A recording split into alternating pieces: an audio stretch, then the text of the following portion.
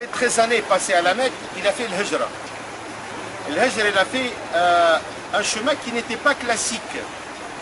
Donc, c'est parce qu'il n'a pas pris le chemin des caravanes. C'est parce que sa tête était mise à prix. Donc, il a pris le chemin à côté de... Il a longé un peu la mer Rouge, Sahl al-Bahr al-Ahmar, pour passer par Arakoub, plein d'autres endroits qui sont très connus, c'est-à-dire sur les textes. À la fin, il atterrit à un endroit qui s'appelle Oued al-Aqiq al-Mubarak, en passant par Dhul Hulayfa. Il est venu par cet endroit-là. Or, la Mecque, elle est de ce côté-là. Quand il est arrivé, il a atterri dans cet endroit. Comment on appelle ça? Ça appartenait à un sahabi qui s'appelle Kulthum ibn al-Hadm. Il fait partie des Bani Amr ibn Auf. C'était des Haus, ce n'est pas des Khazraj. Rasoul sallallahu alayhi wa sallam, en principe, il devait aller de l'autre côté, vers Médine. Il a atterri dans cet endroit qui s'appelle Awali. Pourquoi?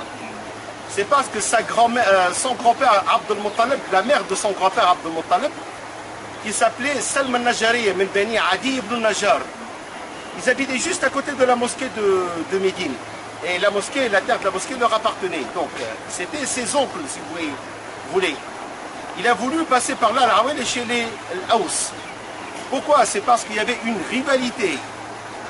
Il y a eu 5 guerres entre les Haus et les Khazraj.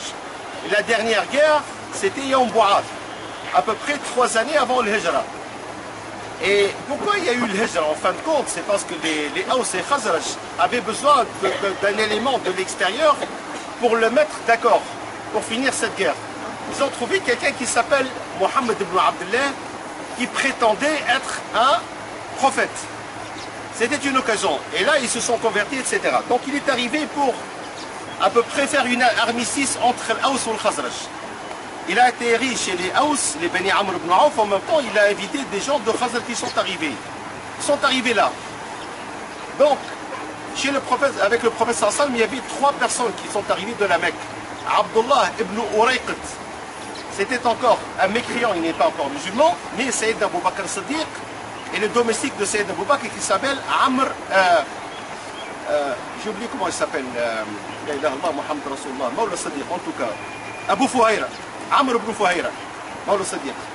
Ils sont arrivés après quelques bédouins qui se sont ralliés à lui, donc pour arriver. Il était arrivé par là, il a atterri là. À cet endroit, il a demandé à boire de l'eau. D'accord? On lui a ramené de l'eau de ce puits qui est là-bas. Après, il a fait ses ablutions. Il a rendu l'eau dans ce puits. Et depuis, l'eau, elle coule. Depuis 14 siècles. Elle ne s'est jamais arrêtée.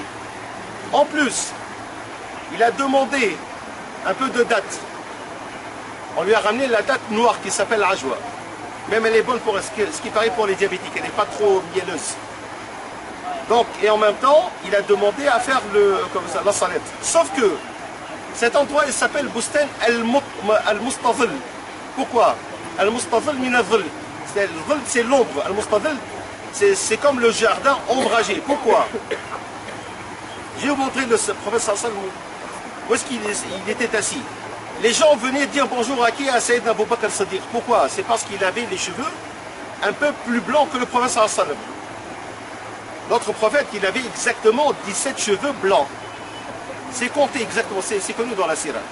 Sauf que les gens ne connaissent plus Abu Bakr Siddiq. C'est parce que lui, il était un commerçant très connu. Donc, les gens venaient lui dire bonjour à Rasulullah, bonjour à Rasulullah. Et le prophète, de l'autre côté, il regardait, il n'a rien dit. C'est parce que les gens, ils sont un peu vous voyez?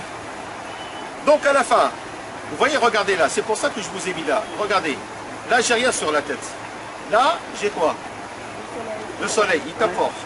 Ils sont arrivés à peu près vers 11 h. Donc, Sayyid Abu Bakr, quand il s'est retourné,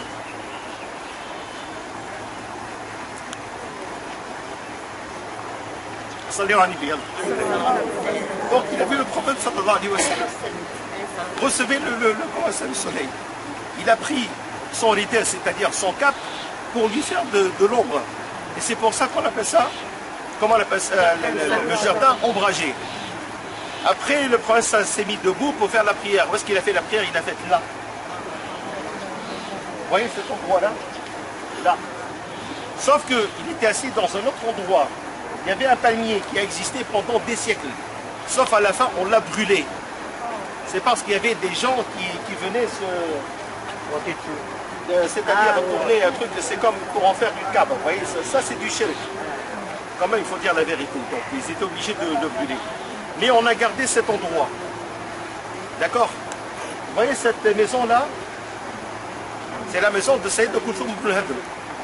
Le prophète sallam, pendant une nuit, il a dormi là. Donc ça n'existe pas depuis 14 siècles. Ça a été refait, bien sûr. À la fin, ce jardin, il appartient à qui? À un Pakistanais. On lui a donné des millions pour qu'il le vende. Des millions. Vous savez, c'est comme disait, c'est le prix de l'hôtel George V, par exemple. Il a dit non, je ne vendrai jamais. L'endroit, il est très précieux. Et comment ça se fait qu'il a atterri dans les mains d'un Pakistanais et non pas d'un Saoudien? Non. Le Pakistanais, ça a été racheté depuis récemment. Vous voyez, Les Saoudiens, ils ne l'ont pas gardé. c'était pas dans leur mentalité.